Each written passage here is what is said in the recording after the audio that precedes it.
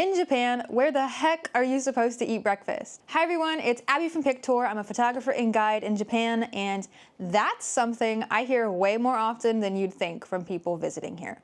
In Japan, finding breakfast outside of convenience stores can feel almost impossible sometimes for tourists. And I don't mean that Japan has bad breakfast options. Actually, it's the opposite. There's a lot of really good breakfast options here. But when you're traveling, mornings can be confusing. Maybe your hotel breakfast is expensive. Maybe you want to leave early. Maybe nothing nearby seems open. Or maybe you're just tired of konbini food, or you just have no idea where do Japanese people go in the morning. So today, let's talk about breakfast options in Japan, because there's more options than you might think.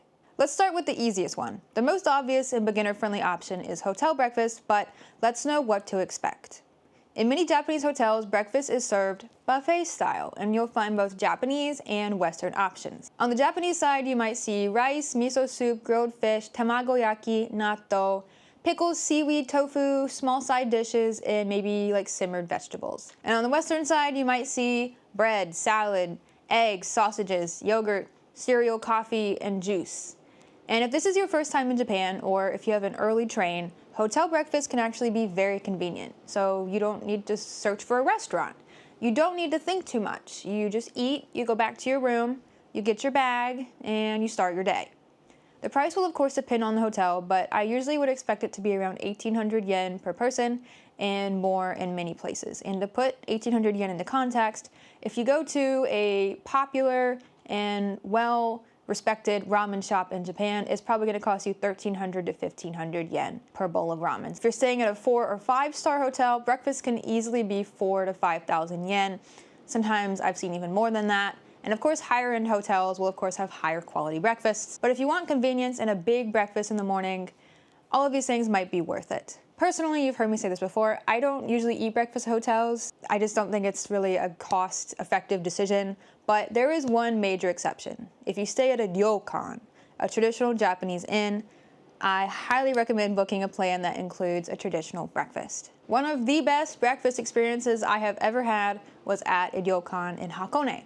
And of course, because it was a ryokan, it was a Japanese style breakfast. A ryokan breakfast is usually not just one big dish, it's like a collection of small dishes that all go really well with rice. Normally I'm satisfied with one bowl of rice, and I don't even eat breakfast, but at that ryokan, my husband and I requested refills of the giant rice bowl 3 times. There was a lot of food, and it was so scrumptious. For foreign visitors, I think the kaiseki dinner at a ryokan is often seen as the main experience, and yes, of course, ryokan dinner can be amazing, but honestly, I think the breakfast can be just as memorable and delicious. Kaiseki dinner can sometimes be a little difficult maybe for foreign visitors because it's very refined. The flavors are subtle, the presentation is kind of complex, and if you're not used to Japanese food, it's basically a very advanced level Japanese meal. But a simple Japanese breakfast is easier to understand and enjoy. To compare it to like French food, it's kind of like the difference between getting like a complicated terrine with a special sauce and a good baguette with butter and jam. Obviously both are going to be good, but one of those things is probably easier to start with right away. If you're staying at an onsen ryokan, the flow of this is perfect also. Wake up, take a morning bath, eat a Japanese breakfast. That's like hashtag Japan travel moment right there. Now, since I mentioned baguettes, let's talk about bread, or in Japanese, pan. Japan is not only a rice country. There are so many bakeries here, and the quality is shockingly high. If you're eating rice or noodles for lunch and dinner every day, having bread for breakfast might actually be a good way to sort of balance everything out, and it keeps your diet from changing too dramatically all at once if you're used to eating things like bread. Japanese bakeries sell things like croissants, anpan, which is red bean bread, curry bread, melon bread, which has no melons in it, but it's really good, sandwiches, and all kinds of savory breads. While certainly inspired by bread from all over the world, Japanese bread culture has kind of created its own little world. If the bakery you go to has an eat-in space, you can have coffee and breakfast there, or you can take the bread back to your hotel, or you can eat it in a park, or you can bring it on the Shinkansen. Convenience store bread is also good. but I think once you try freshly baked bread from a proper bakery, assuming you're not like French, will probably change your life. So here's some bakery chains that I think are easy to find. First, you have Vie de France, which is a bakery chain that you can find inside or near train stations. They have all of the essential breads, so it's very easy to use before starting your day or before getting on a train. Anderson and Little Mermaid are bakery chains originally connected to Hiroshima. Donkyu, long-established bakery from Kobe, often inside department stores, a little more polished than some of the other ones. Shizuya is a Kyoto bakery that you'll see often if you travel around Kyoto, and they even have vending machines that sell fresh bread. You'll usually find them inside like Kyoto Station. And another fabulous long-established Kyoto bakery is Shinshindo. Love Shinshindo. And oftentimes they have seating as well, so it's good if you want to sit down, get a coffee as well, and enjoy a slower morning. My go-tos are Shizuya and Shinshindo because I live in Kyoto. But honestly, as you travel around Japan, as you go to stations, as you go into department stores, you'll find a large variety of both chains and local shops that sell bread. So I highly recommend not only relying on the konbini bread, but getting some of this delicious fresh bread as well. Next up, if you want something light or if you want a bit of a slower sit-down morning, another option is a cafe. Some Japanese cafes have something called morning service, and this means that during the breakfast hours, if you order a drink, you might get like toast or an egg included, and they might have a special breakfast set available only in the morning. Nagoya is especially famous for morning service, and Hiroshima as well, but you'll find breakfast menus at cafe chains all over Japan. Here are some common cafe chains. Komida Coffee is a Nagoya-style cafe chain famous for its morning service. If you order a drink in the morning, you can usually get toast with it. They also have this really delicious croissant thing. Whatever this is, Maddie's gonna put it on the screen. Thank you, Maddie. Really good. Next up is Dotoru. I go to Dotoru all the time because they have a soy latte. They have really good sandwiches. They also have things like spaghetti, hot dogs, cakes, and little things like that. Useful for just getting a quick bite. Cafe Veloce is good. Another casual chain. They have pretty much the same things, more like sandwiches, small sweets, things like that. Tully's is an American-style cafe chain that maybe feels a little more familiar. Has the same things I've been mentioning. Ueshima Coffee is a Japanese cafe chain with a kind of calmer, more like adulty atmosphere, and it's a little more quiet. Also, Hoshino Coffee is a retro Japanese style cafe chain, and they have fun things like souffle pancakes, so it's a little more fun cafe special than the other places I mentioned. A note about all of these, be careful with opening hours. These chains are they're not opening up at any kind of 6 a.m. It'll depend on the location, just make sure you check beforehand. Of course, you also have local cafes. I'm a big proponent of showing up to local cafes. That's just something you have to do your research on beforehand, although I do actually have a video on Kyoto cafes here. It was very strenuous and exhausting to make, LOL. Check that out. Just be sure that if you go to a local cafe, some of the old style ones still allow smoking. If that's a problem for you, just make sure you double check on Google Maps beforehand. What if you're traveling with family? Does that mean your only comfortable option is hotel breakfast? No, I recommend perhaps trying a family restaurant. So you might have heard me talk about family restaurants before, often called famidesu. They're very, very useful in Japan. They're very spacious. Menus usually have pictures, or they often even have the ordering on the tablet where the robot brings you the food now. No human interaction required. They often have drink bars, not like, drinks, but like soda and stuff like that. And the atmosphere is very casual. You can show up with your kids. Obviously no screaming, please. Other people will be there with kids. They're usually quite relaxed restaurants. Most of the family restaurants have a breakfast menu. Usually it's, as expected, toast, eggs, sausages, salads, Japanese breakfast sets, pancakes, other easy items, because they're intended for families, and families don't always want to eat the same thing all the time. Some common chains would be Gusto, Jonathan's, Denny's, yes, we have Denny's, Royal Host, Coco's, and Joyful. Gusto, very common, budget-friendly, huge menu. Jonathan's, more around Tokyo and the Kanto area. Denny's is in Japan, but has both a mixture of like Western and Japanese style foods, which I think is actually kind of fun. Royal Host, I have talked about before. No, I'm not sponsored by Royal Host, but I love them very much. It's slightly more premium of a family restaurant. The atmosphere is a little calmer, and everything feels a little higher quality, even though the prices are just like negligibly higher. Like, you're not gonna blow your budget in Royal Host, but the quality of the food, I think, really steps it up.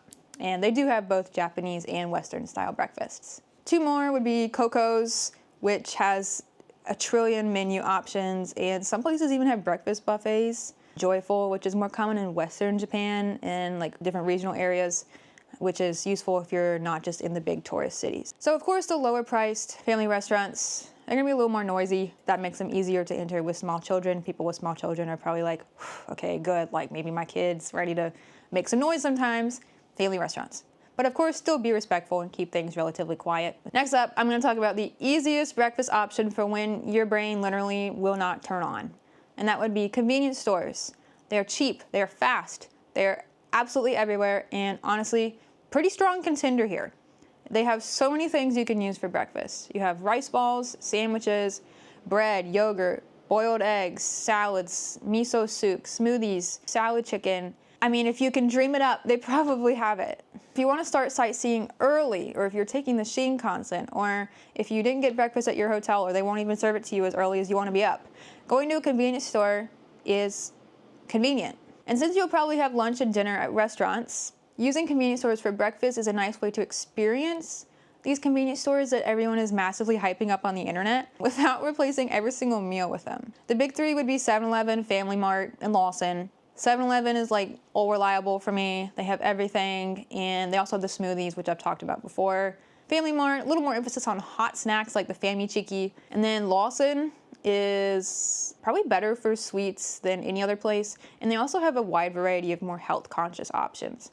You also have natural Lawson in some places, and the normal Lawsons will also sell things titled Natural Lawson, which is kind of a more organic, healthy focus. I do enjoy these. Also, if you like rice balls, I don't know why I'm doing this. I'm really like New Yorking today, by the way. I hope you're enjoying that. If you like rice balls, remember that there's also rice ball specialty stores as well. If you really enjoy a rice ball, you don't need to just get them at the convenience store. You can get them like freshly prepared that morning with fresh ingredients. Don't sleep on that. Next up, let's talk about something a little closer to what many Japanese people would actually eat if they need a quick breakfast outside, because most of them would of course eat breakfast at home, as you might imagine. But that would be beef bowl chains and set meal chain. If you have no time, but you want a local Japanese breakfast that is great and cheap and filling, these places are good. Mini beef bowl chains, beef bowl being kind of simmered beef and onion on rice, it's called gyudon, really, really good, have a breakfast menu as well. And oftentimes they open very, very early in the morning. Oftentimes the breakfast menu is very, very simple. It's usually like rice, miso soup, grilled fish, or like natto, maybe some beef and small side dishes. It's very simple, very Japanese, but it's very cheap and it's very fast. And oftentimes your food will come out in like what feels like 15 seconds. And like, how did they even receive like my order? It's already here. Speed is usually very good at these places. And you get to sit down. Some examples of beef bowl chains would be Sukiya, Yoshinoya, and Matsuya. These all have pretty similar menus. And then you have a few other places. You have Nakao, which has gyudon, but they also have things like fried chicken on rice, which is good when you're just needing some fried chicken. And they also have udon. And then two set meal places I would recommend would be Yayoi-kin and Otoya. So set meals is kind of what I just explained. That's what you would sort of refer to the whole rice, small dishes, maybe some fish, maybe some beef or whatever. It's kind of a set meal. And these two specialize in that normally all day, all the time. Otoya is kind of a calm set meal chain that has, it's like very home style Japanese food normally, very balanced. And then Yayoi-kin also usually has free rice refills. If you're just starving, of course check by location, but you'll find there's a lot of Yayoi-kins.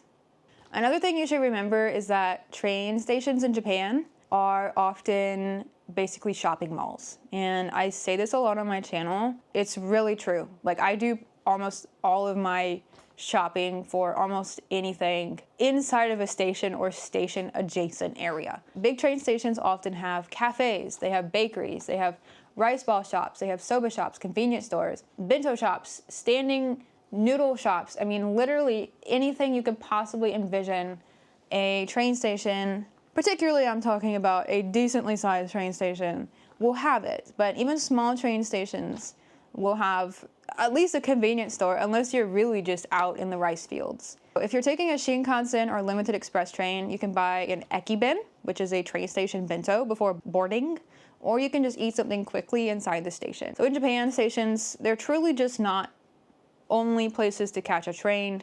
They are places to prepare for getting on a train, which often involves eating, shopping, solving problems. So we've talked a lot about Japanese style breakfasts, but now what if you just want something familiar?